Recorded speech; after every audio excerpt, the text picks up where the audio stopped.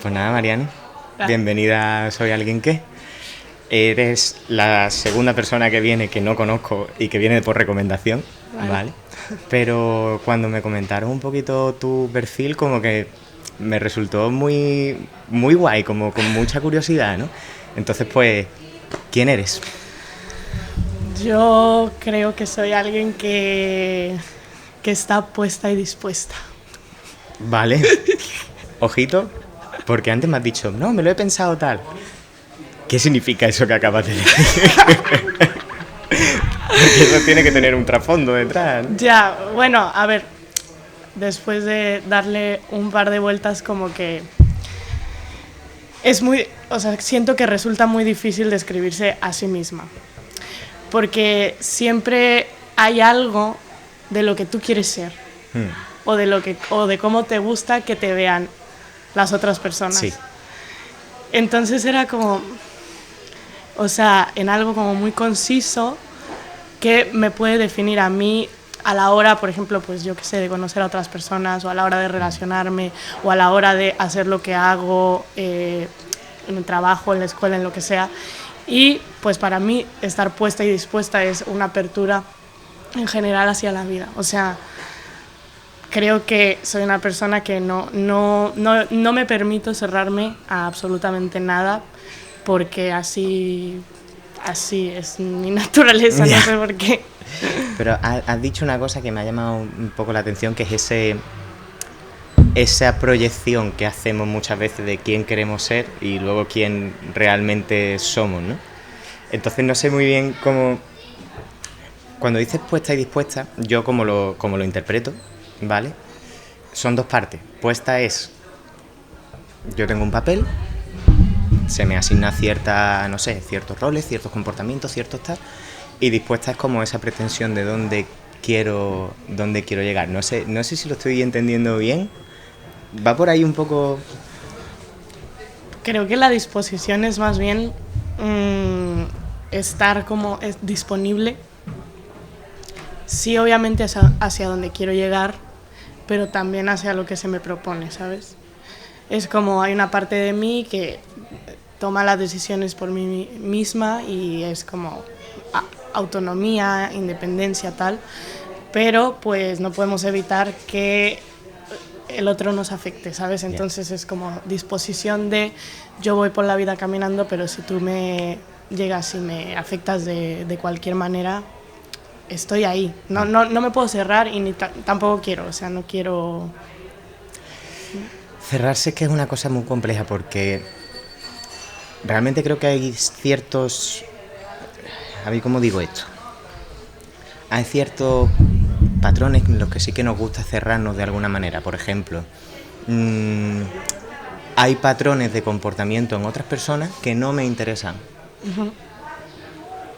Porque una persona sea, yo qué sé, una persona sea racista o lo que sea, no me interesa, no quiero estar abierto a eso. Entonces, sí que hay cositas que cuando cerramos esos patrones, nuestra vida mejora un poco. Entonces, ¿cómo...? Esto está siendo muy entrevista, pero en realidad esto va a ser más conversación que otra cosa, pero es por... ¿Cómo seleccionas tú esas cosas a las que quieres abrirte, quieres estar dispuesta a esas cosas? Yo creo que... Muy ambiguo, ¿no? Muy abierto. Sí, eso es un poco complejo, pero yo creo que hace, yo qué sé, 10 años, 8 años, era mucho más permisiva con ese tipo de cosas, porque no tenía formado un criterio de mí misma, ni tampoco, pues, era demasiado joven, que lo sigo siendo, pero en ese entonces era más. Y era como permanecer callada ante ciertas conductas e incluso tener conductas que pues eran discursos al final de odio o lo que sea, sobre todo también yo soy de un pueblo de México que está en el norte y ahí pues es una sociedad hiper cerrada y yo siempre supe que no encajaba ahí, pero repetía los patrones porque estaba inmersa ahí, o sea, era imposible. Y con el paso del tiempo, que también he podido ir, o sea, me salí de ahí, me fui a vivir a la Ciudad de México, luego vine aquí, es que me voló la cabeza, o sea, fue una cosa de... No podía creer que hubiera más de lo que yo había visto. Y todo eso al final me fue formando pues un criterio, una manera de estar, me fui relacionando con gente que me interesaba. Entonces ahora la verdad en ese sentido soy bastante selectiva. Estoy disponible a escucharte, pero creo que estamos en un momento en el que no tendríamos por qué tolerar como absolutamente ningún discurso de odio. Aunque también hay que elegir un poco las batallas. Porque, por ejemplo, en mi familia hay un montón de personas con las que a mí no me interesa hablar porque manejan este tipo de comportamientos, pero tampoco me voy a pelear a muerte con estas personas porque sé que las voy a tener que seguir viendo en algún momento de mi vida. Pero elijo mis batallas, es como les hago ver y les señalo lo que están diciendo, pero bueno, yo no voy a hacer que cambien tampoco, entonces más bien alejarme un poco, yo qué sé, sí. Es eso. que hay veces que tienes que comprar que haya, bueno, pues situaciones con las que no... Tu jefe es un idiota, pues mira, lucha contra lo que pueda, pero ya está, es que hay veces que no puedes llegar más lejos. Sí que es verdad que hay una cosa que me ha gustado mucho que has dicho, que es que hace 10 años incluso podías llegar, aunque no lo compartieses tú, digamos, viéndote como eres ahora y tal, que podías llegar incluso a tener ciertos discursos de odio internos en ti. Y es verdad que es que yo creo que eso nos ha pasado a todos. O sea, yo sí me pongo a pensar hace 6 años o algo así, yo hace 6 años era gilipollas. Yo hace 6 años, pues no sé, entre tener un ambiente que se parecía a lo mejor menos a mi forma de pensar, entre que no tenía todavía las gafas moradas puestas, entre una serie de cosas, es verdad que ahora lo analizas y dices, cómo ha cambiado la cosa, ¿eh? Afortunadamente. Afortunadamente, y nos queda. Ya, y nos queda. Muchísimo. Porque yo también me identifico en mí mismo, ¿sabes? Un montón de cosas de decir, buah, tío, ¿cómo has podido tener esta cagada? Si no... En fin. Ya, y también, por ejemplo, creo que espacios evidentes en los que podemos llegar a involucrarnos es con amigues, ¿no? Que de pronto tienes amigos que de hace 10 años con los que ahora conversas y dices, creo que ya no tenemos casi nada en común, creo que de lo que estás hablando me suena completamente ajeno y además no me gusta nada. Entonces también aprender que las relaciones se van modificando y que cada quien va encontrando su propio camino y aceptarlo, o sea, que si esta persona ya no te está aportando nada, no la vas a eliminar, pero simplemente mejor mantener una distancia. Y eso me ha pasado con muchísima gente, que es como te quiero mucho y te tengo un cariño especial porque compartimos cosas, pero ya no las compartimos más y no me gusta nada cómo te refieres a la gente o cómo piensas, entonces mejor una distancia, sí, siempre. Que si nos vemos a lo mejor una vez al año, pues tampoco pasa nada, ¿no? Si nos vemos no tenemos por qué estar tan continuados y demás. Hay otra cosita que también has dicho, que cuando has hablado del viaje aquí, ¿vale? Muy buena. Quería preguntarte por... ¿Saltas directamente desde el pueblito que me comentas de México a venirte aquí? ¿O primero tienes como un caminito en México y luego saltas? A ver, yo me he mudado 3 veces. Soy de un pueblo que se llama Ciudad Mante, que está en el noroeste de México, es la frontera con Estados Unidos, con Texas. Ahí crecí hasta los 6, 7 años y luego me fui a Ciudad Victoria, que yo también creo que es un pueblo porque en los estándares de México y en las dimensiones que es gigantesco, para mí es un pueblo, pero en realidad no es tan pueblo, es una ciudad y ahí me fui a vivir con mi mamá y mis hermanos porque mis papás se divorciaron.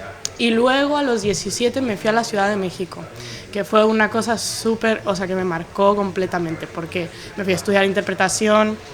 Estaba como con 17 años, ni siquiera era mayor de edad y estaba vuelta loca, estaba como... quiero hacer todo, quiero conocer a todo el mundo, voy a ser actriz, esto es así, estoy viviendo el mejor momento de mi vida. Y claro, sí fue así, o sea, tengo unos recuerdos hermosos. La Ciudad de México es una ciudad de gigantesca, es un monstruo, pero a mí me parecía que era como mía. Y creo que siempre fui una persona más de ciudad, a pesar de crecer en ciudades más pequeñas, pero me sentía cómoda ahí. Y ahí empecé, pues yo creo que eso me marcó, porque fue cuando empecé a abrirme en muchos sentidos, a crecer también, a madurar, porque estaba sola, o sea, me fui sola. No sé cómo me dejaron mis papás, pero pues les agradezco mucho, como la libertad. Creo que también esa libertad que siempre me han inculcado me ha hecho que no se me vaya a la cabeza. A veces sí. Bueno, todo... A veces sí, porque a mí me gusta mucho que se me vaya a la cabeza, pero siempre teniendo en cuenta como la libertad que me hace ser yo y no perder esa autenticidad, yo creo.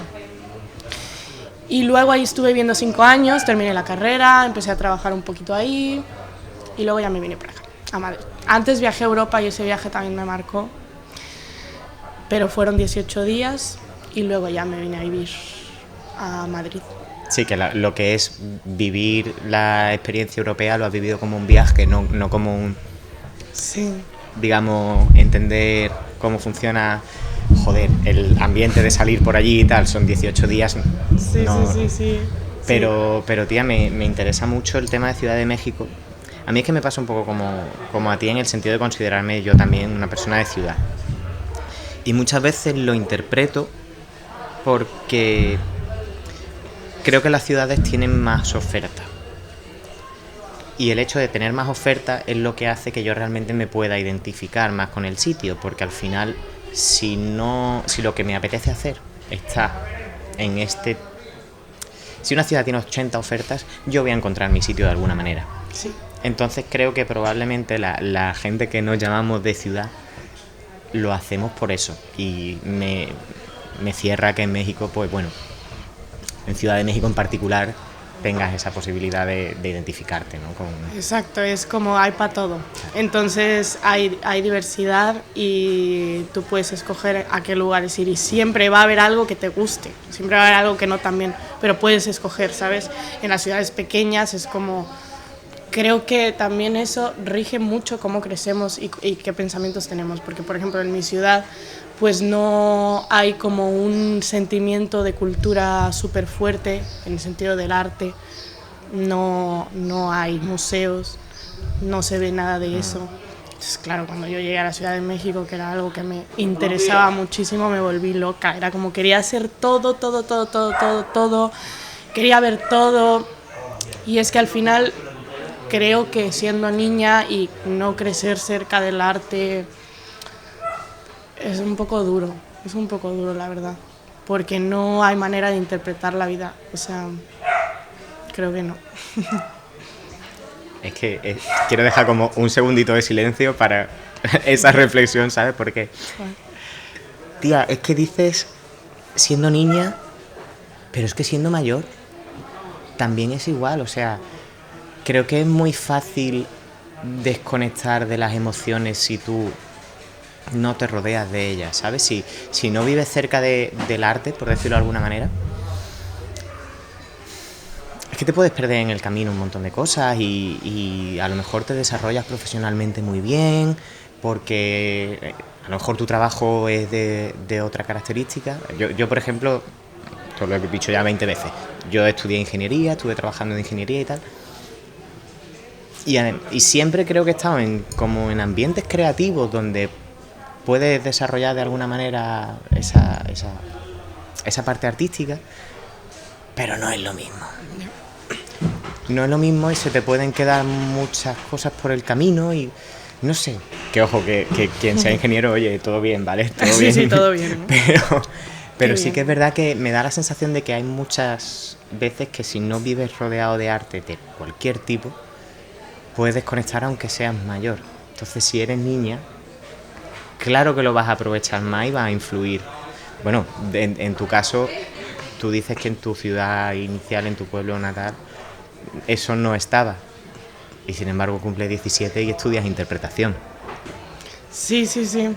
Así que lo suples de alguna manera, ¿no? Con el meterte... Es que me cambió la vida, o sea, yo no nací, obviamente, como casi nadie, o nadie incluso. No nací sabiendo que me quería dedicar al arte ni a la interpretación. Y entonces, de hecho, era como todo lo contrario, como que era una niña, pues, no sé si tímida es la palabra, pero sí bastante para adentro, como me costaba mucho entablar conversaciones con la gente. También estaba un poco loquis, pero... Bienvenida, bienvenida. Pero en general como que me costaba mucho.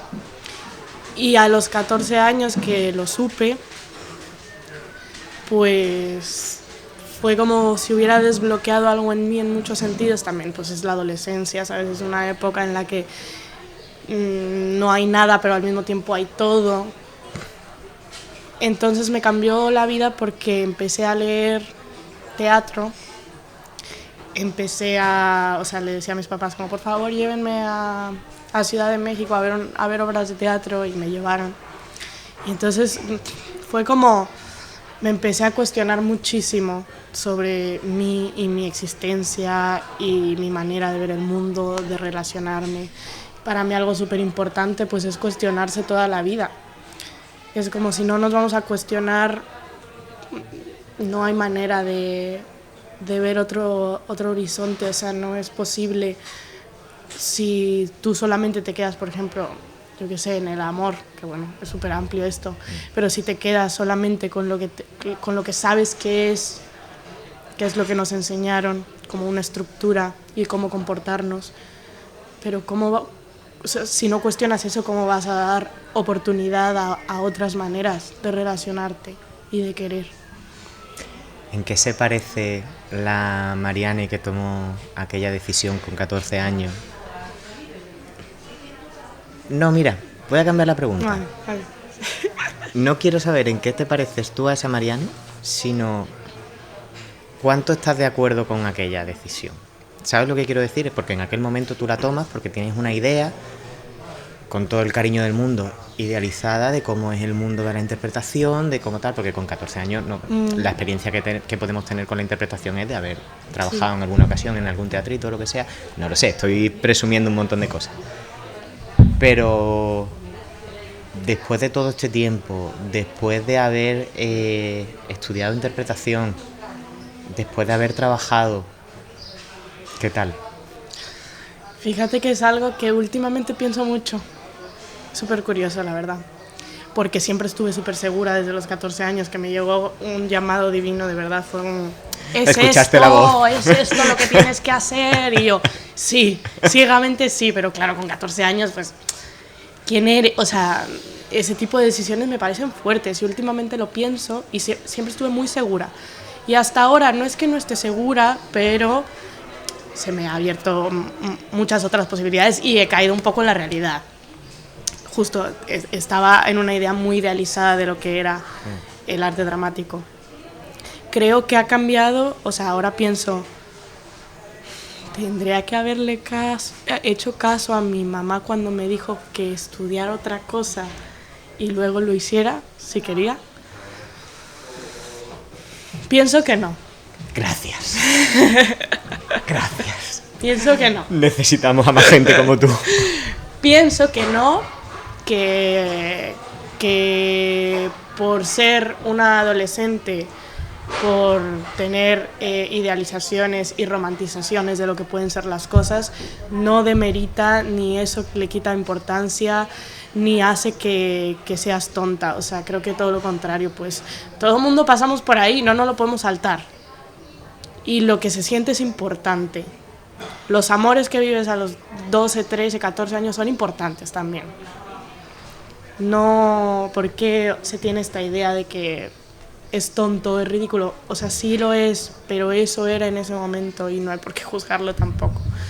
Entonces, claro que ahora digo, bueno, me hubiera gustado tener un poco más de madurez para haber visto las cosas de distinta manera, pero no me arrepiento. ahora mismo creo que estoy en un lugar en el que quiero probar cosas nuevas. Está bien, obviamente a veces me frustro, a veces digo, es que no estoy trabajando de lo que yo quisiera o no tanto como yo quisiera, pero bueno, hay que tener un poco de paciencia. En general, como que vamos con mucha prisa a todos lados, con muchas cosas, y creo que hay que tener un poco de paciencia. Es que ese es el punto, tía. Me da la sensación de... Es que lo hablamos siempre aquí, como al final en el programa terminamos divagando y hablando de la vida y demás, siempre terminamos hablando de eso, pero es como que no hay una fecha límite en la que ya si no has cumplido ciertos objetivos ya no funciona este plan que tenías. Es que no es así para nada, entonces creo que es muy fácil decepcionarse, a lo mejor por el camino, pero joder, tía, me gusta mucho que hayas apostado por un camino. No todo el mundo tiene una decisión inicial y la sigue firmemente durante un montón de años, ¿sabes? Y eso es una cosa que bueno, desde tu punto de vista a lo mejor para ti es una cosa cotidiana. Desde fuera es algo admirable. Claro, yo entré a la escuela de interpretación y, o sea, hice una audición, luego hice otra audición de 2 semanas, que eran como clases de prueba, dándolo todo, súper ilusionada, recién llegada a la gran ciudad, con ilusiones, sueños, brillo en la mirada. Y me acuerdo que era, o sea, yo tenía 17 años y era gente de 23, 24, 25 hasta 30. Y claro, pues al final de cada clase de prueba era como que nos íbamos a tomar una cerveza o nos quedábamos hablando ahí y era como, ¿cómo puedes tener 17 años? ¿Qué haces aquí? O sea, la mayoría de la gente había estudiado algo antes porque no le habían dejado o no le habían apoyado, o había otras personas que ya estaban trabajando de otras cosas pero que querían pues estudiar interpretación, y en ese sentido creo que fui muy afortunada porque sí me intentaron persuadir de que estudiara otra cosa, pero era como tan insistente, no en un sentido de berrinche de quiero estudiar esto, sino que era muy insistente, de una manera disciplinada, era lo único en que pensaba, no salía de mi casa, me la pasaba estudiando, leyendo teatro, me la pasaba ensayando en el teatro, hacía teatro musical en mi pueblo, y me la pasaba ensayando, tomando clases de todo, y cuando mi papá me fue a ver por primera vez al teatro, no, o sea, yo nunca lo había visto llorar y me dijo, vale, pues sí lo vas a hacer. Hostia, tienes la típica escena de película de mi padre ha ido a verme a jugar al béisbol, ¿sabes? O sea, tienes esa escena en tu vida. Me encanta. Qué bonito, tía, hostia, Sí. qué guay. ¿Eso con qué edad fue? Pues yo tenía como 15 o 16. O sea, todo antes de empezar todo esto. Sí. Buah. Qué guay, tía, me gusta mucho. Es que también, como durante un tiempo a lo mejor hemos vivido en un mundo donde tener éxito era más tener posibilidades económicas o yo qué sé, otra serie de historias, pues entiendo que la inercia de otra generación sea mira, primero búscate algo y luego tal. ¿Qué ocurre? Que ahora mismo nada te garantiza el que tú puedas tener unas posibilidades habiendo hecho cualquier otra cosa. No. Entonces casi que somos, y digo somos porque a lo mejor tú eres más joven que yo, pero somos de la misma generación. Somos la primera. ¿Cuántos años tienes? Yo tengo 31, cumplo 32 ahora en noviembre. Me ha costado. Escorpio. Escorpio. No se nota, ¿verdad? No se nota. No sé. Escorpio de ascendente Escorpio. Ay, qué fuerte. Sin saber yo nada de esto, pero... Yo soy Libra, ascendente Libra. Ah, pues mira, perfecto. Soy de octubre. Somos pureza. Que eso, que ahora mismo como que somos la primera generación que por primera vez el tener estas ganas, esta, digamos, iniciativa de formarte en el mundo artístico, tiene sentido desde el punto de vista de la competencia, no me gusta usar esa palabra, pero así con otras disciplinas, porque es que otras disciplinas tampoco te garantizan nada. Entonces, si encima es algo que tú tienes una vocación, un deseo, una admiración por ese paradigma, por ese sector, lo habéis pillado a tiempo, tía. O sea, yo no sé cómo será, y esto es una cosa que me genera un poquito de curiosidad. Vale. Porque dices, estudias en Ciudad de México y luego te vienes a España. Entiendo que en los dos sitios has trabajado en interpretación. Sí. Entonces te quiero preguntar un poco, aunque sean en épocas distintas a lo mejor o los contextos sean diferentes, te quiero preguntar un poco por una comparación en la escena de la interpretación aquí y allí, sobre todo desde el punto de vista de cómo es el trato de las personas que se mueven en este sector. Que por cierto, y perdóname que te interrumpa, Chema, yo voy a querer Un poquito. cervecita. Me dejas el vaso y se lo doy.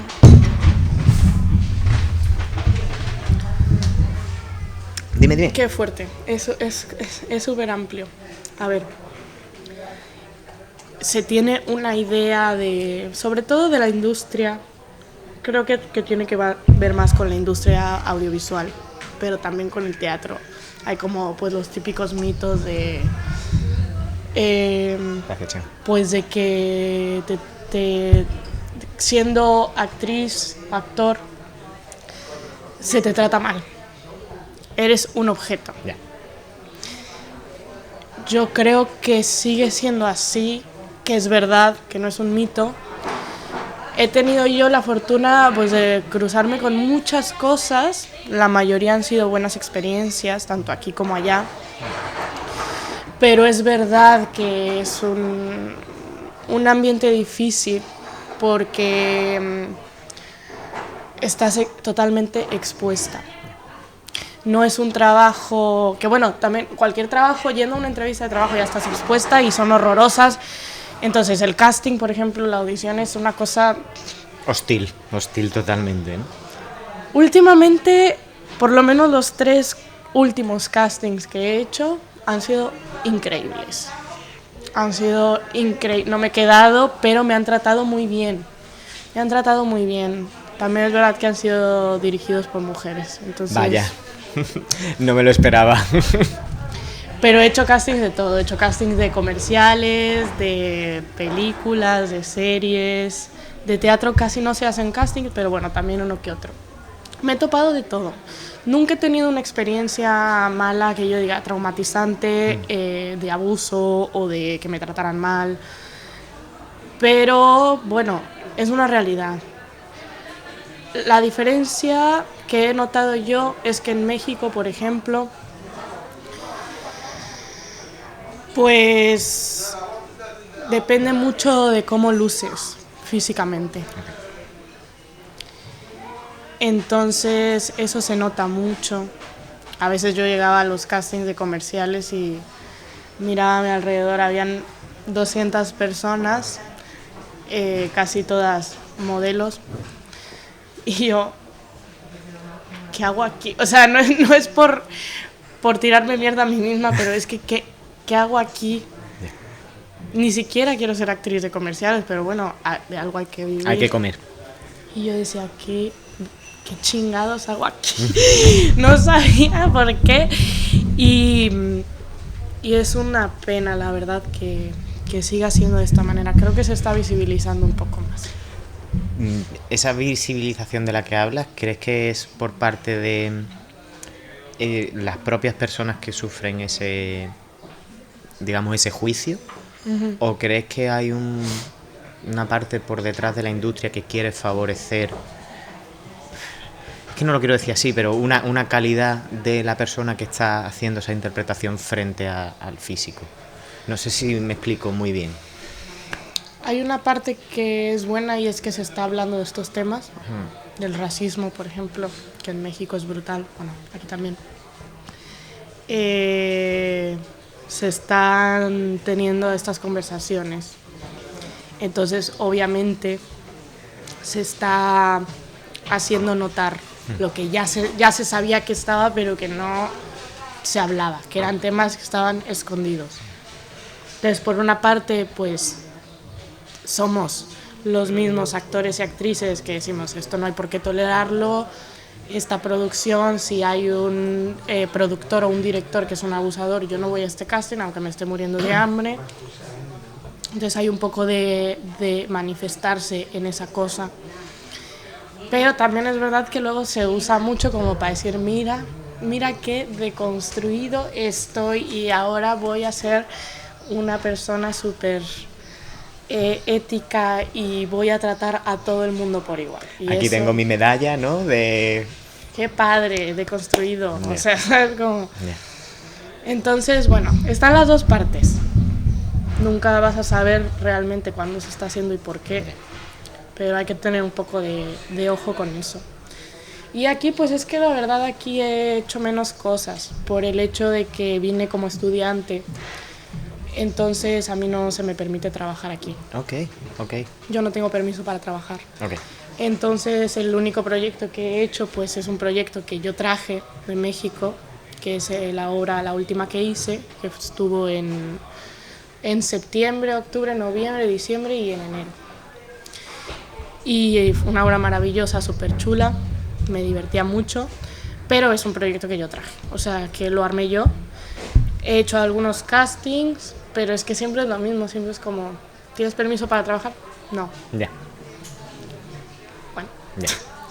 Fíjate que ha sido muy oportuno porque es verdad que yo como que no, cuando hablé contigo no cuadré ninguna pregunta, no preparamos nada, ¿no? Pero esta mañana, curiosamente, antes de venir, escuchaba una entrevista, no sé si sabes quién es Alex O'Doherty. Bueno, es un actor de aquí de España. Y decía, muy inteligentemente, que él como actor pues se pasó como toda la vida diciendo, bueno, pues voy a esperar que alguien me llame, que alguien que tenga un proyecto me llame, que alguien... Y al final el que me llamó fui yo mismo. Y curiosamente tú me estás contando la historia de no puedo hacerlo, entonces pues pongo yo un proyectito mío. Me interesa mucho esa mierda, o sea... Ya, pues es que sí, o sea, estás esperando que todo el tiempo te llame alguien, pues mejor llámate tú, porque es más difícil, sí, es muy difícil, ¿eh? Sobre todo porque para empezar, o sea, vivir del teatro es casi imposible, o sea, es imposible, no casi, es imposible. Nadie vive de hacer teatro, nadie, absolutamente nadie. Es triste, pero bueno, es una realidad y ya se tiene que ver cómo es. Entonces, mientras estás intentando hacer teatro, porque pues es una pasión súper grande y al final hacemos teatro porque no podemos no hacerlo, pero hay que trabajar de otras cosas a la par. Hay que hacer o bien pues, algo audiovisual, o ser productora, o ser directora, o ser escritora, o trabajar en un bar, o de lo que sea, porque no, es imposible. Entonces, claro, un proyecto que yo traje con la posibilidad, también con la gente con la que me encontré aquí, de armar un proyecto que al final cuesta dinero y luego moverlo y recuperar ese dinero, más no ganar absolutamente nada. O sea, es que esa es la historia siempre y a ver si lo logro recuperar completamente. Entonces es como, vale, yo soy súper pro de hacer mis propios proyectos, espero en un futuro que escribir algo mío, dirigirme y actuarlo yo, pero hay que meter a convocatorias porque si no, no sale, es que de verdad no sale. Sí, al final es que desgraciadamente el dinero es el que termina moviendo las cosas. Ya no solamente por el tema de que, digamos, tengas que hacer una inversión, sino porque muchas veces no vas sola. Uh-huh. y tienes un equipo de personas y el compromiso es el dinero, tía. Y el trabajo de la gente hay que valorarlo. A mí me molesta mucho cuando en trabajos así de, oye, necesitamos que actúes en un cortometraje, pero no tenemos nada para pagarte, y es como, o sea, yo eso lo hacía cuando estaba estudiando, porque creía pues que no sabía nada, que todavía no me consideraba ni siquiera actriz profesional, pero ahora mismo es que, o sea, no puedes esperar que la gente trabaje gratis. O sea, ¿por qué? Y eso pasa mucho en el ámbito artístico, no sé por qué, no sé por qué. Es como, hay que valorarlo, por lo menos algo. Yo entiendo que todo el mundo estamos jodidos ahora, pero un poco. Puede ser que el motivo sea, porque comparémoslo con otras industrias, ¿vale?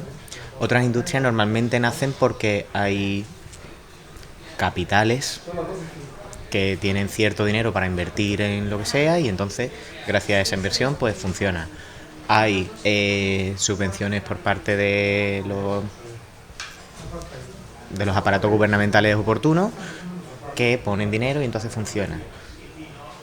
Pero sin embargo, no hay gente diciendo mensajes en televisión de compra camisetas porque es seguro, compra no sé qué porque tal.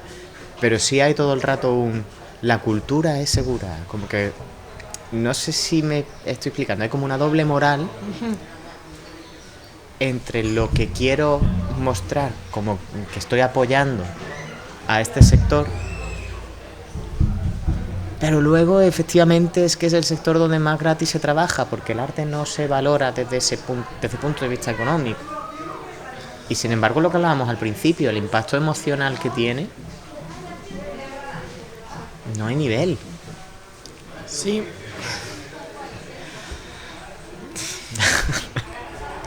Es que de verdad, o sea, ahí es cuando a veces me cuestiono. Tendría que haber estudiado otra cosa. Pero luego es lo que tú dices, en este momento en el que estamos viviendo, al final tampoco es que se te garantice que vas a vivir de una manera a la que todo el mundo nos gustaría vivir. Y siempre habría sido igual que ahora dices, ¿y si hubiera hecho otra cosa?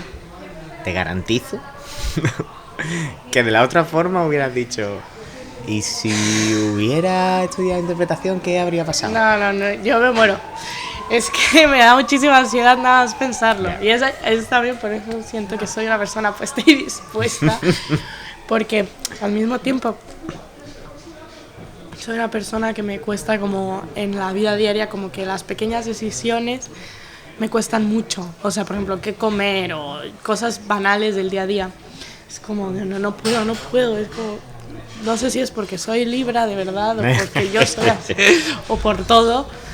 Pero después es como un salto súper grande y súper extremo a que las grandes decisiones de mi vida es como si las sintiera en un segundo, o sea, en el estómago. O sea, creo que tengo un poder de intuición bastante grande que me dice las cosas. Entonces es como, siento algo muy parecido a cuando, yo qué sé, cuando me gusta mucho a alguien, que siempre lo he definido como una energía que va hacia arriba y hacia abajo en el estómago, entonces que hace como un cortocircuito o un choque eléctrico que es como tri.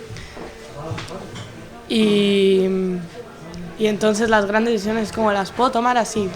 Quiero ser actriz en un día así, a los 14 años, es como un día me levanto, voy a una clase de interpretación y digo, es esto lo que quiero hacer. Y me pasa mucho cuando me, o sea, yo a los 14 años buscando escuelas para cuando cumpliera 17 irme de mi casa a esa escuela, yo en la Ciudad de México diciéndome necesito irme a Madrid porque necesito sanar muchísimas cosas que estoy sintiendo y crecer, y entonces de un día a otro dije me largo. Y todas esas grandes decisiones las tomo muy fácilmente porque creo que lo tengo que hacer así, porque si no lo hago así no me funciona. Has abierto un melón y necesito saber. Si no quieres hablar de esto, me lo dices y no pasa absolutamente nada. Pero yo pregunto. Vale. ¿Por qué tomas la decisión de venirte aquí a España y no a otro sitio? Son dos preguntas, ¿vale? Sí, pero van de la mano. Pues siempre había tenido la curiosidad de estudiar en el extranjero. No sabía dónde, pero tenía curiosidad. Pero por una cosa u otra no tomaba esa decisión, creo que porque no lo sentía aún. Y entonces yo terminé la carrera en el 2018, con 20 años, y 20 años ya había terminado y yo, ¿y ahora qué? ¿Y ahora qué se hace? Y empecé una relación muy, muy chula, la verdad. Estaba súper enamorada. Y pues así duró un tiempo hasta que vino la pandemia. Y no fue por la pandemia que terminamos, aunque influyó en muchas cosas también. Pero bueno, terminamos y me destrocé, sencillamente me enloquecí. Yeah. Porque aparte estaba encerrada, me fui a mi pueblo con mi mamá, que eso estuvo bien porque estuve acompañada. Yo vivía sola en la Ciudad de México, entonces estaba acompañada de mi mamá, mi abuela, mi hermano, en una casa mucho más grande, con un patio para tomar el sol, tal. Pero pues estaba completamente loquis. Y entonces ahí un día dije, yo sé que hay una pandemia, pero ¿por qué no busco universidades en Madrid, por ejemplo? Y no fue como porque quisiera realmente ir a Madrid, sino que pensaba, bueno, pues es que se habla el mismo idioma que yo, aunque a veces no nos entendamos. Porque hablamos el mismo idioma, pero a lo mejor no el mismo lenguaje, ¿no? Muchas veces.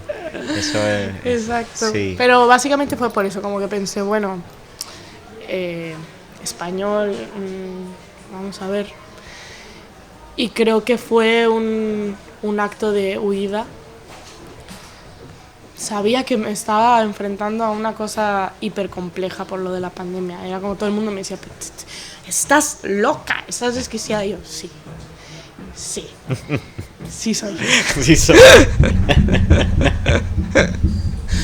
Pero no sé, yo lo sentía y es que cuando siento una cosa ya no puedo dejar de pensar en eso y ya no puedo no llevarlo a cabo. Entonces hice todo para que sucediera, de verdad. ¿Tenemos visita? Sí, vete. Bueno, volvamos a la locura, ¿vale? Hemos tenido visita, hemos saludado, volvamos a la locura, ¿vale? Estabas diciéndome que cuando tomas una decisión, efectivamente, ya lo sientes, lo tienes que hacer. No puedo, o sea, se me mete algo en la cabeza y lo tengo que hacer. Y bueno, otra vez aprovecho para agradecer pues, a mi papá, sobre todo, que siempre he tenido su apoyo y que me dijo, hazlo, o sea, él me dijo, hazlo, ahora puedo, entonces hazlo. Mañana no sé si voy a poder. Entonces eso era como de, va, pues ya, lo hago, lo busqué todo. Y por eso, o sea, llegué a Madrid, era octubre del 2020, ya no había confinamiento, pero estaba todo como que era fatal. O sea, eran como las secuelas de... Y me acuerdo que llegué y no conocía absolutamente a nadie. O sea, a nadie, no tenía ni un conocido en Madrid. Y yo pues salí a la calle. Nunca había venido a Madrid, en mi viaje a Europa no visité Madrid, entonces era como algo nuevo completamente, quería verlo. Salí a la calle, veía y decía, ay, qué hermoso todo, pero estoy triste. Estoy muy triste. Y entonces me di cuenta que las estrategias de huida luego pueden ser un poco contraproducentes. Pero bueno, eso al principio. Obviamente por lo mismo, porque no tenía con quién estar, no tenía con quién hablar, estaba lejos de la gente que quería, estaba con la ruptura súper reciente, súper presente. Y con el tiempo, los primeros meses la pasé un poco mal. Por eso, porque estaba mal y me di cuenta que es que no importa si me mudaba al otro lado del mundo, igual iba a estar mal. Pero después empezó a salir el sol y empecé a conocer gente maravillosa y ahora no me quiero ir. ¿Ahora no te quieres ir? No, por eso estoy aquí. O sea, yo inicialmente venía por 2 años, pero al final entré a una escuela y me convalidaron asignaturas y pude pasar al segundo año. Entonces a los 10 meses yo ya había terminado y yo, ¿y ahora qué hago? Y por eso entré a otro curso que no era de interpretación, es de Bellas Artes. Y ahora ya me quiero quedar. Es muy fuerte que... Es que has dicho lo de las estrategias de huida no tienen por qué ser la mejor de las opciones. Frase que comparto. Pero fíjate el resultado, tía. O sea, has terminado por decir que no te quieres ir. No es menor eso, ¿sabes? O sea, me he ido a la otra punta me vine con este montón de mierda y ahora me siento bien. Bueno, estoy poniendo palabras en tu boca, que no. Me siento bien, como que quiero probar aquí a ver cómo funciona. Que es un salto muy importante y se ha tomado en un momento en el que a lo mejor la decisión era no la más oportuna. Eso es una... No sé si era la... Sí. Si no era el momento, si... Pero tía, es que nunca es buen momento para nada, ¿sabes? ¿Cuándo va a ser el momento? Claro. Es que a lo mejor te quedas en México 4 meses más, 5, un año, sales del pozo, sales del boquete empiezas a encontrarte en un ambiente más positivo y te pierdes el haber descubierto el vivir en España, el ambiente me gusta. Es que es súper fuerte. Sí, tienes toda la razón. ¿Cuándo va a ser el momento? Era lo que yo pensaba, que el mundo entero me decía, es el peor momento para que hagas esto. Pero es que, han pasado más de 2 años y claro, ahora la cosa está un poco mejor, ¿no? Pero es que sigue. Entonces, ¿cuándo iba a ser mi momento para hacer esto? Y es que me cambió completamente la existencia, obviamente, o sea, cambiar de país, extraño muchas cosas, pero también estoy súper contenta. Es que he conocido gente maravillosa y creo que lo atesoro mucho, y yo tenía que pasar por ese duelo, porque saltarse un duelo al final, a la larga, con los años, es que ocasiona enfermedades, de verdad. No soy una persona que me guste saltarme los duelos, ni con amistades, ni con la familia, ni con los amores. Entonces era como de, bueno, lo voy a vivir, sea en México, sea en España, o en donde esté. Y lo tuve que pasar, fue duro, pero ya estoy mejor. Mariana, has dicho otra cosa, que es que además es que empatizo mucho con lo que acabas de decir, de saltarse los duelos. Yo es una cosa que no sabía que podía suceder, y puede suceder. Puedes aplazar la resolución de un duelo. Y es jodido, o sea, yo tuve una ruptura previa a un trabajo que conseguí hace un par de años o algo así. Irónicamente, fui yo el que puso fin a esa relación porque yo ya no quería estar, pero bueno, tú cuando dejas una relación tú también tienes tu proceso de duelo y demás, ¿no? Pero conseguí ese trabajo como 2 meses después. Y ese trabajo era como dedicación exclusiva, de tal. Y cuando terminé, me encontré un cajón de drama, ¿sabes? Un cajón de decir, hostia, yo no he gestionado en 2 años.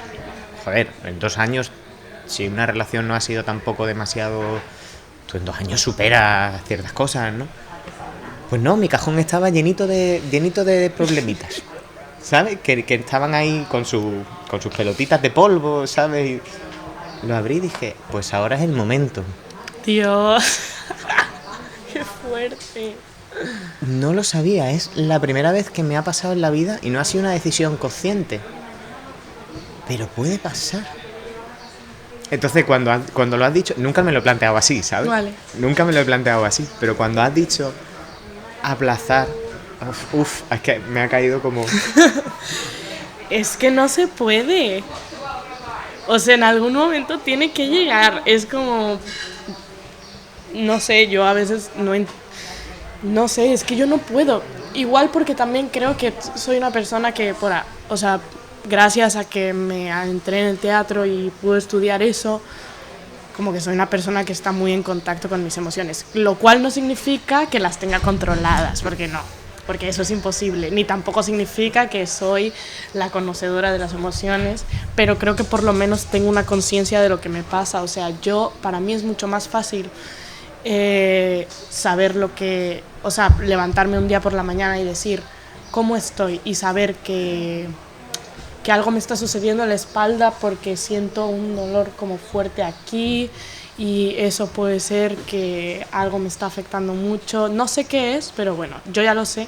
Más que expresarlo. O sea, yo no te voy a decir me siento mal, sino que yo lo sé. O sea, dentro de mí sé que mi cuerpo se encuentra mal porque me gusta mucho como la comunicación que hay con el cuerpo. Entonces es como, yo no puedo negar que me está pasando una cosa. Creo que sí he llegado a aplazar duelos. Por ejemplo, en el caso cuando dejas una relación y de pronto empiezas a salir muy rápido con una persona que no tiene nada de malo, de hecho, pues güey, o sea, güey, las cosas suceden cuando tienen que suceder. Correcto.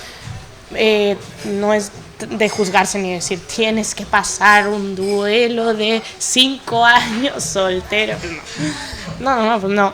Pero sí, estaba tapando una cosa con otra. Y al final es que terminó fatal porque o sea, mi cuerpo no me estaba respondiendo. Era como, no puedo, no sé qué decirle a esta persona porque yo me encuentro mal. Y me pasa mucho también con los duelos, que creo que son los más fuertes, pues es como con la muerte, que es como en los últimos años he perdido mucha gente, igual y no muy cercana, pero sí. Y han sido más de 5 personas en los últimos 2 años, ha sido como, bueno. Y es como, de pronto me di cuenta que ya mi cuerpo ya ni siquiera reaccionaba a la muerte, que era como de, pues ahora se murió la tía no sé qué yo. Pues bueno, y así, hasta que un día que alguien me preguntó, o sea, yo ya lo tenía como súper asumida, y la muerte, pues todos nos vamos a morir, ya da igual, hasta que un día alguien me preguntó, oye, ¿cómo estás? Nunca me hablaste de que tu abuela se murió y tu tía no sé qué, y luego tu tío, y luego tu tía, y yo, ahí está el cajón. Ahí está el cajón con las pelotas sucias. Ya. También es que es verdad que la muerte es un tema tan peculiar, tan... no sé. Tía, a mí con 18 años se murió uno de mis amigos más cercanos. Tuvo un accidente de moto, en fin. Y tía, me enteré en el colegio, estaba yo en clase y como que vino un amigo y me dijo, oye, estoy buscando a esta persona, tal, has visto, no sé qué, tal. Y al rato me dijo, pues tío, creo que lo que le ha pasado es que ha tenido un accidente y ha fallecido.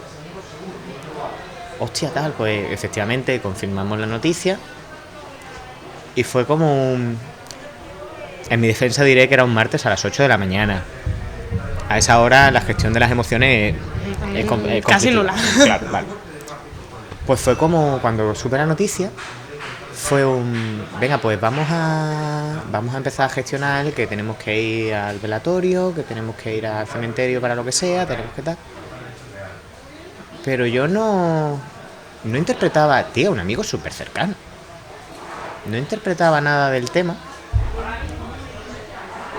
Y fue al rato, a las horas, cuando llamé a mi padre, estaba en el colegio, pues papá, voy a salir del colegio para ir al cementerio que se ha muerto este hombre. Y me dijo mi padre, no me digas que es esto que ha salido en el periódico ayer. Y ahí fue como un... Cuando ya es real en otros sitios y demás, fue cuando me pegó el... ¿sabes? El tortón. Entonces es verdad que muchas veces con el tema de la muerte en particular no sabemos cómo interpretarlo, no sabemos cómo gestionarlo y... Nadie sabe cómo hacerlo y además es que cada vez que sucede se siente en un sitio distinto. No hay forma de que sea siempre igual. Entonces es como... pues ahí está el dolor, no sé, en el estómago, en la cabeza, en el pecho, en un hombro, ahí está. Vamos a limpiar un poquito el ambiente porque nos hemos metido como en un sitio muy oscuro, ¿no?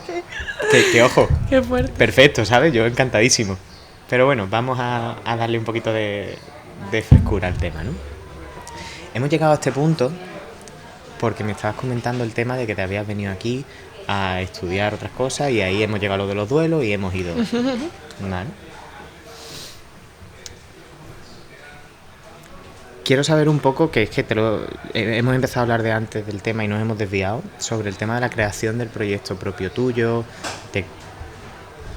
Quiero preguntarte por los tiempos de creación del proyecto, de pensar en él, porque yo, por ejemplo, en este proyecto, cuando lo pensé, tardé 3 meses en empezar a ejecutarlo.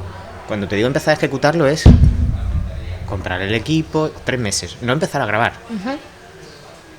Entonces, quiero preguntarte un poco por ese proceso de, venga, tengo una idea, le doy cuerpo a la idea, Vale. empiezo a desarrollarla. ¿Cómo fue? Creo que fue ni siquiera algo que... No fue nada que yo pensara. Mira, yo tengo un amigo, se llama Misael Garrido, un gran amigo mío, mexicano, bueno, ecuatoriano, pero creció en México. Y yo había hecho una obra de él en la Ciudad de México, que era para niñes, y pues me encanta cómo escribe, le amo. Y entonces cuando me vine a España, pues yo no tenía ningún proyecto en mente, yo venía a estudiar y a ver qué pasaba. Y entonces como a los 2 meses él me envía una obra suya y me dice, ¿y si la haces allá? Como sea, me da igual. Y yo, no conozco a nadie. Hola. No soy nadie aquí. Nadie me conoce. O sea, ¿cómo lo voy a hacer? Y él, bueno, cuando quieras, como quieras. Y yo dije, yo no puedo no hacer esto. O sea, que Misael me esté regalando, prestando una obra suya, yo no puedo no hacerlo, claro. Lo siento mucho. Puesta y dispuesta. Y entonces, pues había entrado a la escuela de interpretación en Madrid. Y como me habían cambiado de grupo, como te dije, que me pasaron del primero al segundo, pues es que no conocía de verdad a nadie. Conocí a un chico de mi grupo que se llama Alex, que de hecho por eso conozco a Elena, por Alex.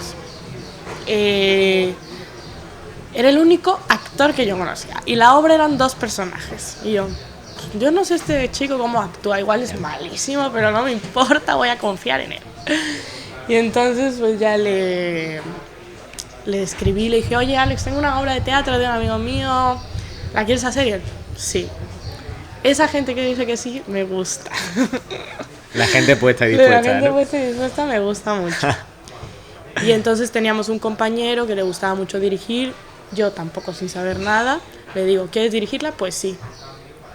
Y la verdad es que el director, la verdad, siempre le voy a agradecer mucho a Pera porque pues él fue como, o sea, es una persona muy resolutiva, con muchas ganas de trabajar, entonces le agradezco mucho que él fue también pues un poco la cabeza del proyecto. Yo nunca había hecho un proyecto por mí misma, aunque la obra de la Ciudad de México formamos una compañía de teatro, unos amigos y yo. Y sí, pues fui bastante productora, tal, un poco de todo, pero bueno, pues fue eso, fue... También de la compañía, ¿no? Fuiste productora y demás. Uh-huh. En la compañía. Okay. Y entonces pues empezó el proyecto, o sea, empezamos a ensayar. Pera, que es de Tordera en Cataluña, pues él tenía una compañía de teatro ahí, la compañía nos consiguió el teatro, nos produjo la obra, es que fue como, no sé, de algo que ni siquiera me imaginaba, de pronto se empezó a dar todo súper bien, todo súper bien. Y fuimos a estrenar ahí, a Tordera. Era gente de 70 años diciendo, ¿y esto qué es? Claro. Porque bueno, no la has visto, pero es una obra de teatro del absurdo. Ok. Entonces parece que no se trata de nada, pero en realidad sí se trata de muchas cosas y son como muchas críticas, pero siempre con humor y siempre es como estamos hablando de un tema, pero luego pasa otro súper rápido y hacemos unas locuras súper fuertes. Entonces, claro, la gente como... ¿Y esto qué es? Y aparte en castellano. ¿Y esto qué es? ¿Cuántos pases habéis dado de esa...? Ahí hicimos 3. Okay. Y luego en Madrid pues conseguimos, ahí sí hubo que conseguir un teatro, pues yo en el verano moviéndome muchísimo conseguí una sala que está en La Latina, una sala independiente, y ahí fue donde tuvimos todas las funciones de después. Y es que es súper chulo, la verdad que sí. Se siente bien, ¿verdad? Cuando además es un curro, es un trabajo fortísimo, y cuando terminas empezando una cosa y sacándola adelante y viendo que efectivamente tiene resultados, aunque sea con señoros de 70 años. Pero es verdad que, joder, es muy bonito, ¿no? Esa satisfacción de, pues mira, lo he hecho. A lo mejor ha sido un desastre por el camino, o a lo mejor ha sido maravilloso. Pero me encanta esa sensación. Y te he preguntado por lo de los pases, porque normalmente cuando tú haces un producto artístico, sobre todo, si le das repetibilidad es porque confías en él, porque ves que tiene un sentido y estás contenta con lo que has hecho. Entonces ya no solamente es multiplicidad de pases, sino que encima es que vamos a exportarlo a otra ciudad, vamos a ver cómo funciona y cómo funciona en Madrid. Pues bien, hubo de todo. Obviamente ya las últimas funciones ya no sabemos ni a quién invitar, porque esa es otra cosa que tiene el teatro independiente, que es como de... Pues nadie te conoce, entonces tu familia, tus amigues y los conocidos que tengan tus amigues y ya. Pero bien, yo no sé, es que como me gusta mucho, entonces además es como que justo en esta obra encontré un camino interesante que ya me había empezado a plantear, pero que no lo tenía tan asimilado, que es que a mí me gustaría mucho ir por el camino del teatro, que es más del cuerpo, más del gesto, menos un teatro clásico, que también me gusta, sino más expresionista, soy como una persona muy corporal, como te decía, como que mi cuerpo habla mucho más que lo que yo realmente puedo llegar a expresar. Mi cuerpo lo dice todo y mi cara más. O sea, mis amigos siempre son como de, tú dices que nunca te enojas, pero es que de pronto te echas unas caras que es como, yo, no sé. Entonces, aunque no lo puedo evitar, y en esta obra me dio muchísimas posibilidades de exploración como actriz, y encontré unos puntos que yo decía, si no voy a sentir esto cada vez que actúo, no tiene mucho sentido hacerlo. Pero Mariana, entiendo que eso en realidad es una cosa que puede pasar, porque al final es trabajo, y en algún momento dado el trabajo, pues sí, uno puede sentir mucha pasión, ¿no? Pero creo que quizá hay que perdonarse algunas veces no hacerlo tan personal, ¿no? Cuando, mira, estoy mintiendo porque yo estoy haciendo esto, llevo 6 programas y claro que me lo tomo a personal y claro que me encanta, y el día que no me guste pues va a ser un desastre. O sea, lo que he dicho es mentira. No, pero sí, me ha pasado. Claro, es que... Un día grabé una telenovela y dije, ¿y esto qué? ¿Esto qué es? Esto no lo quiero hacer. Me divertí mucho al final, pero no, claro, la mayoría de las veces no va a ser así, no vas a sentir esa catarsis. Yeah. Pero eso me abrió mucho la mente a decir, ¿es esto lo que se siente cuando algo te gusta? Es esa energía que va para arriba y para abajo. Ya la había sentido otras veces, pero en esta obra la sentía cada vez que la hacía. Entonces, desde ahí, como que luego se tiene una idea de la interpretación, como que hay que sufrir mucho, hay que ser de método y que te duela y pensar en tus cosas. Es como, no, por favor, no te tortures así, si no te vas a divertir, no lo hagas. Yo he tenido un par de experiencias de teatro,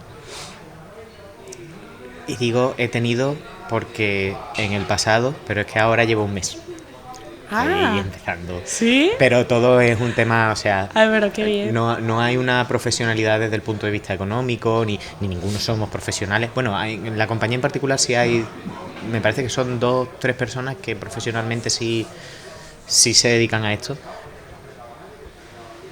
Pero hay un tema que es que cuando estaba de de chico, eso.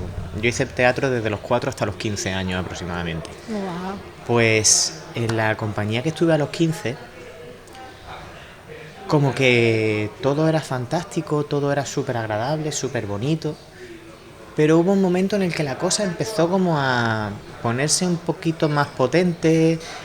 Teníamos esa edad y entonces ya había gente que estaba decidiendo meterse en el mundo de la interpretación. Y llegamos a tener incluso, pues yo qué sé, formación con gente potente y demás, aunque fuese algo muy ocasional. Como que hubo un muy venirse arriba. Ya.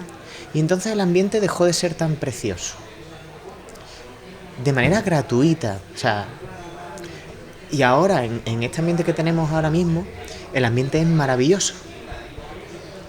Entonces no sé si es el dinero el que corrompe un poco el sistema o si por normativa en el teatro normalmente hay más buen rollo que en otro tipo de sitios y aquello fue una experiencia negativa en particular. No sé si me explico. Yo creo que es un poco el ego. Es normal, todo el mundo tenemos ego, o sea, pero en este tipo de profesiones creo que es muy fácil caer en un descontrol del ego. Es como te empieza a gustar que la gente te vea, lógicamente. Te empieza a gustar que la gente te reconozca. Te empieza a gustar ganar dinero de lo que te gusta hacer, que eso influye. Entonces hay una pretensión un poco de... Entonces cuando trabajas así con alguien que dices, esta persona ya que se calle, por favor, estoy hasta la madre de esta situación. ¿Verdad? Creo que es ego, o sea, es ego. Y es muy difícil controlarlo. Yeah. Yo creo que eso es lo que sucede, el reconocimiento. Todo el mundo queremos reconocimiento, si no, pues... O sea, que al final es una cuestión más de gestión emocional propia, ¿no? Según... Hostia, pues me parece muy, muy guay, porque además es eso, si sois gente que tenéis que trabajar con las emociones, porque es así, es lo que se consigue, y tenéis que tener, sobre todo, es que la palabra de estos días para mí es pasión, porque me he visto, no sé si sabes qué serie es la de Secretos de un matrimonio.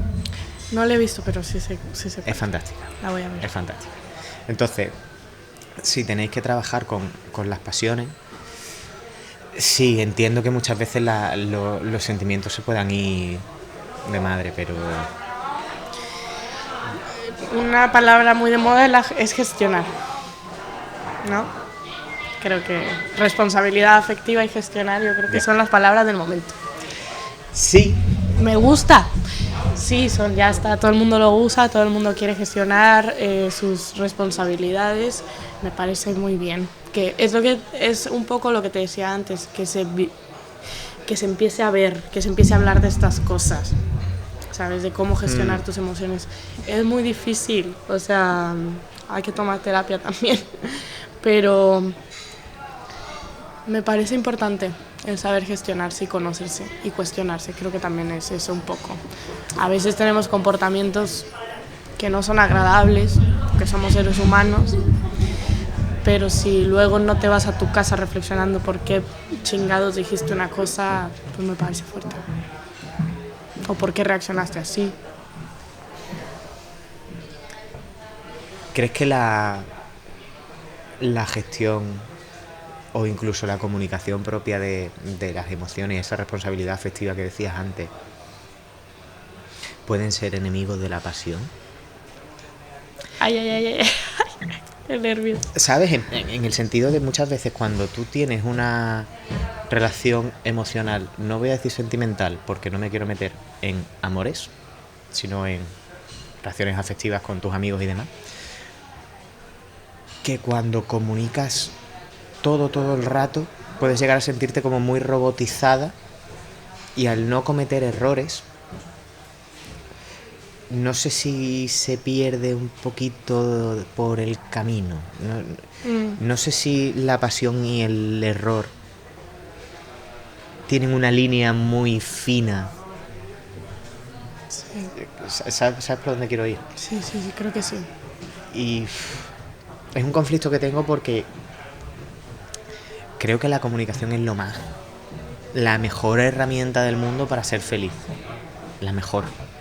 Y creo que funciona y no creo que destruya la pasión. No creo para nada en eso. Pero a lo mejor lo he visto en algunas circunstancias, ¿sabes? Sí. Lo que pasa es que, o sea, como una pasión para mí es como una cosa súper potente, casi irremediable, que es difícil de controlar, de hecho, imposible para mí. Justo como dices, hablando no una pasión romántica ni nada, cualquier tipo de pasión, como elegir una profesión, lo que te gusta o sí, cualquier cosa. Creo que yo también la comunicación, además de que viví mucho tiempo con una imposibilidad de comunicarme por muchas cosas que viví durante mi vida, y cuando abrí esos canales pues fue como, gracias, de verdad, que me puedo comunicar, que me sé expresar y que sé lo que me está pasando. O bueno, lo intuyo. Lo intuyo. Me ha pasado algunas veces que he estado tanto en esa dinámica de vamos a sentarnos a hablar todos los días a las 5 de la tarde con una lista de cosas de qué hablar, y que yo decía, por favor, no. Ya. No. Qué tortura, ¿no? Por favor, no, pero porque no sirva hablar las cosas, sino que no podía yo planearlo tanto, porque lo que me iba a afectar, obviamente hay que tener en cuenta que cuando vas a comunicarle algo a alguien, pues te va a afectar cómo va a reaccionar la otra persona. No puedes tenerlo todo tan controlado, y si lo tienes controlado, por favor, ve a terapia. Ya. No. Y no sé si afecta a la pasión. Yo creo que no. Pero creo que sí hay que saber cuándo dejarse un poco fluir y cuándo de verdad. Porque hay muchas cosas que se dicen sin decirlo.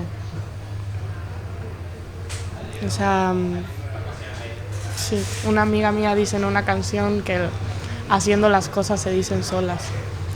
Entonces a veces hay que pasar una tarde con alguien haciendo cualquier otra cosa y no le tienes que decir vamos a hablar de lo que sentimos, sino que ya está pasando. Creo, ya está pasando. Chema, te quiero preguntar, ¿cuánto tiempo llevamos? Ay.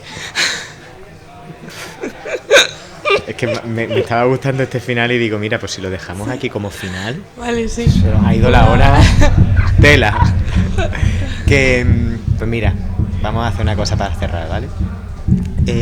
Siempre intentamos volver al principio del todo y encajar un poquito lo que hemos estado hablando con lo que has dicho al principio, que eres alguien que siempre está puesta y dispuesta. Sí.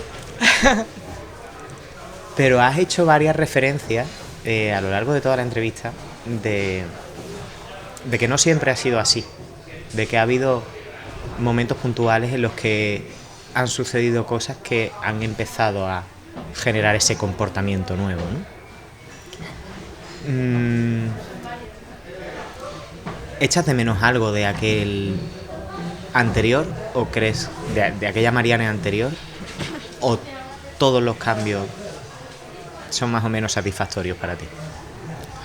Yo creo que ahora mismo me encuentro en un punto en el que amo en quién me estoy convirtiendo, definitivamente.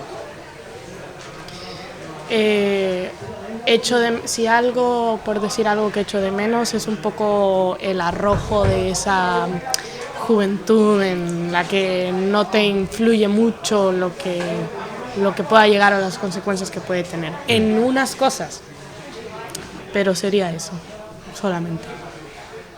Pues Marianne, pues muchísimas gracias. Vamos a terminarnos esto.